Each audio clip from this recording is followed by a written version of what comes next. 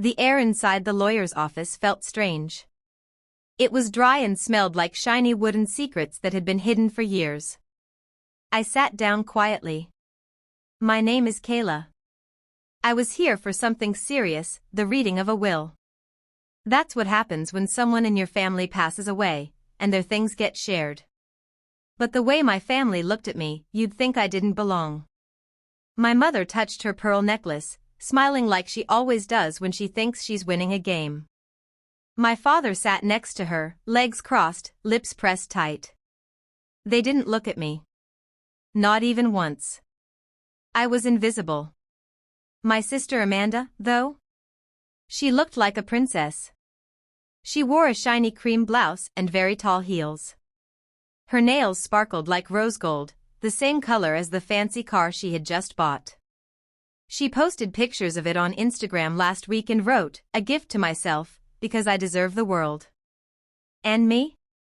I wore a second-hand blazer and old boots that had a crack down the side. I felt small sitting next to them. I've always been the outsider in my family. Amanda was the miracle baby, the one who came after my parents lost 2 babies. They gave her everything. Me? I was the accident. The surprise baby. The one they didn't plan for. When Amanda crashed Dad's Mercedes at 16, they gave her a brand new BMW. When I got straight A's and worked 2 jobs to save money for college, they just said, "You think you're better than us?"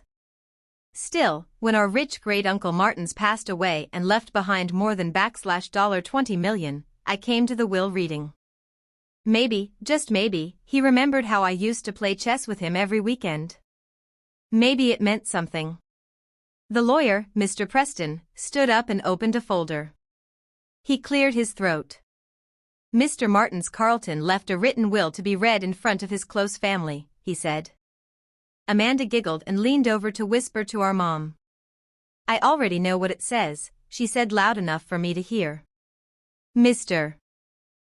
Preston started reading. "To Amanda Carlton, my precious niece, I leave the Carlton Villa in Napa Valley, worth about $4.2 million, and the family trust, worth $3.8 million. Amanda gasped and held her chest like someone in a movie winning a prize. "Oh my gosh.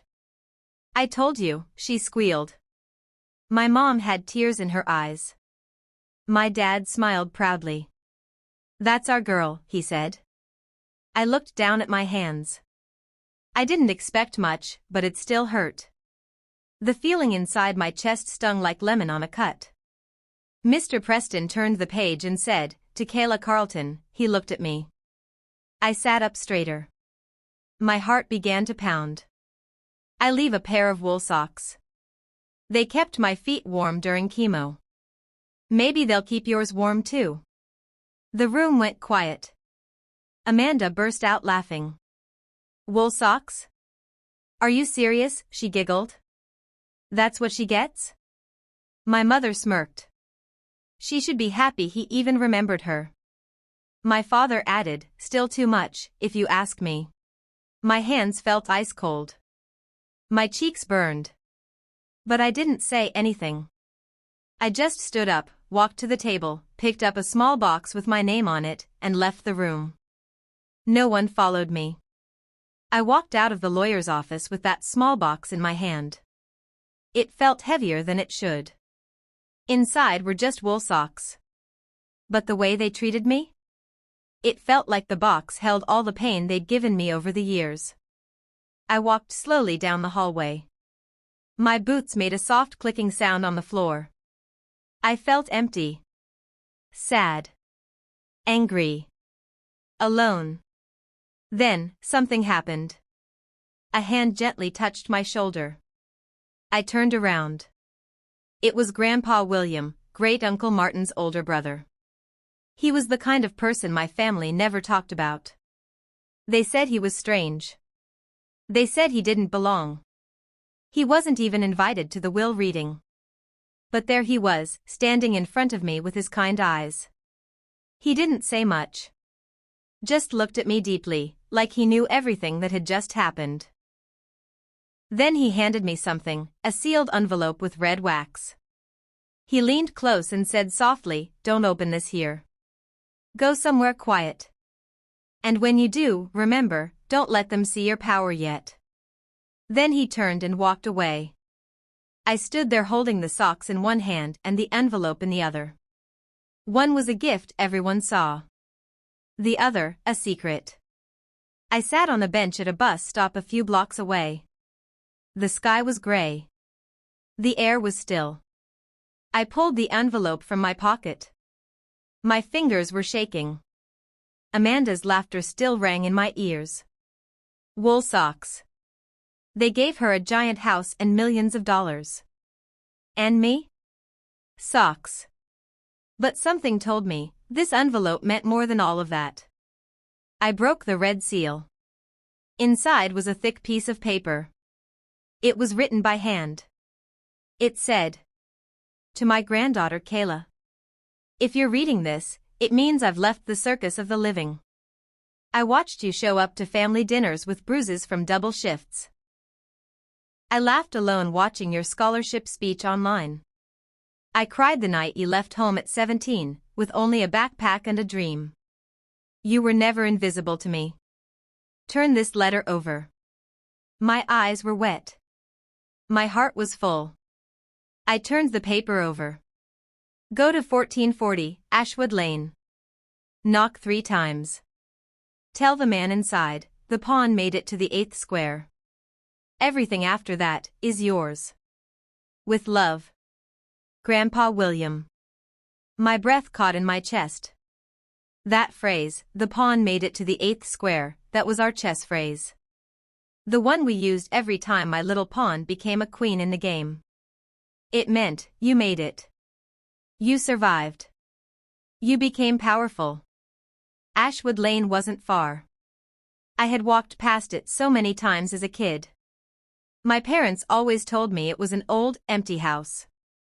Abandoned, they said. But now, I knew that was a lie. I got in a cab and rode quietly, clutching the envelope in my lap. When we reached the house, I saw a big iron gate. It looked scary at first, but it wasn't locked. I walked through. The gravel crunched under my boots as I followed the path. Then I saw an old man in the garden, trimming roses. "Excuse me," I said softly. "I'm supposed to tell you, the pawn made it to the 8th square." The man looked up at me. He blinked once, then smiled wide. "Come in, Miss Carlton," he said. He opened a large wooden door, and I stepped into the biggest house I had ever seen. The floor was marble. There were sparkly lights on the ceiling, velvet curtains, and even a glass case full of chess pieces and photos. He handed me a folder. Inside were papers, real ones. Property deeds. Bank accounts. A note from the bank confirming it. $13.2 million. All in a trust. Under my name. Only I could touch it. I stood there in shock. My hands were shaking as I held the folder. $13 million? The man beside me smiled kindly. "Your grandfather moved everything into your name before he passed," he explained. "He said he didn't trust your parents. He wanted to make sure they couldn't touch even 1 cent meant for you." I felt my knees grow weak. "He also wanted you to have this house," the man continued. "And the house next door. And the art collection in the East Wing." He handed me another small envelope. Inside it was a simple key, a golden one. My chest hurt, not in a painful way, but in the way it does when someone finally sees you. When someone finally says, "You matter. You were never forgotten." He said, the man added, that if anyone ever questioned your right to have these things, you should say. He paused. But I already knew the words. He told me to say, "Shut up," I whispered. The man laughed out loud. Exactly. Tears filled my eyes. I wasn't invisible. I wasn't the unwanted one. I wasn't the poor girl in old boots anymore. I was the one Grandpa believed in all along. That night, I sat in my new home, my home, with a warm blanket wrapped around me and the box of wool socks beside me on the table. And I smiled. Not because of the money. Not because of the house. But because for the first time, I felt powerful. And I knew exactly what I needed to do next. The following week, Amanda threw a giant party at the villa she inherited, the one in Napa Valley. She posted it all over Instagram like she always did. My parents were there too, smiling in every photo like proud kings and queens. They had no idea what was coming. I didn't want to embarrass them. I didn't want to fight them. But I did want the truth to come out. I had found something in Grandpa's house, a flash drive. It was hidden inside a drawer in his study. It had files. Photos. Emails. Bank papers. Recordings. Proof. Proof that my parents had stolen the money saved for my college. Proof that they faked documents to make Amanda the only heir to smaller inheritances. Proof that they had lied again and again. Grandpa had saved it all, for me. I made copies. And I sent everything to the press. The headlines came quickly. Family caught in financial fraud, college fund stolen. Inheritance under investigation. Daughter left out of will speaks with evidence. My phone buzzed over and over, but I didn't answer. I didn't need to. Then I sent Amanda a small package. Inside? The same wool socks she had laughed at. And a short note. They kept Grandpa warm. Maybe they'll warm your frozen reputation too. Kayla. The next day, I sent a legal notice. The villa Amanda was living in? Part of it was on land Grandpa had never signed over. It legally still belonged to him. And now, to me. Her inheritance was no longer safe. Amanda didn't know what was coming. She was too busy planning her wine retreat party at the big villa, the one she had bragged about online. The guest list was full of influencers, investors, and people who only showed up for fancy things. My parents were there too, of course. They took pictures in front of the wine cellar like they owned the place. Like they were proud of all they had done. But the truth? The land under their feet didn't even belong to them anymore. What Amanda didn't know was that many of the guests drinking wine at her party were journalists. Real reporters. The ones who had the truth in their hands. And what no one knew was that I was watching from the balcony of the small cottage next door. My cottage. The one Grandpa had also left to me. From where I stood, I could see everything. Then it happened. While the second course of food was being served, the first news alert popped up on everyone's phones. Air fraud? $8 million under investigation. Amanda froze. Her champagne glass slipped from her hand and shattered on the marble floor. My mother stopped mid-bite. My father stood up fast, whispering something angry into Amanda's ear. But it was too late. People were already checking their phones. Then the next headline came. Parents accused of stealing college fund from daughter. Power of attorney documents under review. I stood still on my balcony. Amanda looked like she couldn't breathe. She ran inside, dragging my mother with her. My father followed quickly. Inside, everything fell apart. I could see them through the tall French doors. Amanda was shouting, her face red, tears running down her cheeks. I told you to make it look clean, Mom, she screamed. You said Kayla's stuff was gone. My mom fired back. We gave you everything.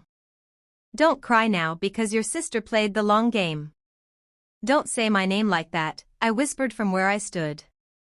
But they weren't done. My father slammed his hand on the kitchen counter. She's always been a parasite, he yelled. Even at 5 years old, always taking. That was it. I walked down the stairs, through the side gate, and across the grass. My heels tapped softly on the stone path. Each step felt strong. This time, they were going to see me. I stepped into the kitchen. The room went quiet. Everyone stopped moving. Amanda looked up. You did this," she whispered. I smiled. "No, Amanda. Grandpa did. I just turned the volume up." My father's face turned red. "You think you're clever, huh? Just because you got some pity money?" I pulled out my phone. My hand was steady. I pressed play. Their voices filled the room. "You really think Kayla deserves that scholarship? She's average. If we empty her college fund now, she'll come crawling back. Amanda is our future. Kayla? She'll be lucky to marry a bus driver." It was them. Years ago. Recorded at a dinner I wasn't invited to, but Grandpa was. And he had saved it. The reporters outside had it now too. I dropped my phone on the counter and looked each of them in the eye. "I'm not average," I said calmly. "I'm not invisible. And I'm not here for revenge." I turned to Amanda. "You called me your shadow. But shadows disappear in the dark." "I don't." Then I faced my mom. "You told me I was born tired. That I was weak because I didn't cry loud enough when I was born. And then my dad. You all tried to silence me. To erase me. But you forgot something. When someone has nothing left, all they have is the truth." I turned around and walked out of that villa, the one they said I'd never belong in.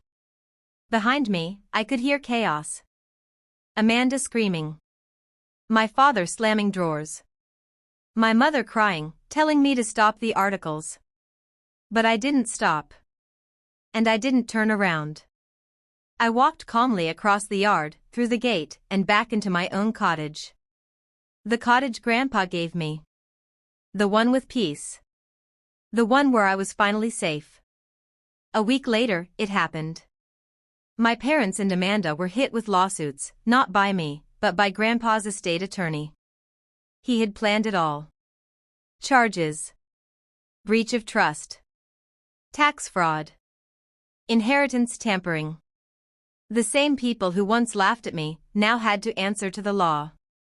And the socks they gave me as a joke? I kept them. Still in their little box. They now sit in a glass case in my home office, like a trophy. A reminder. But that wasn't the real victory. One day, I got a call.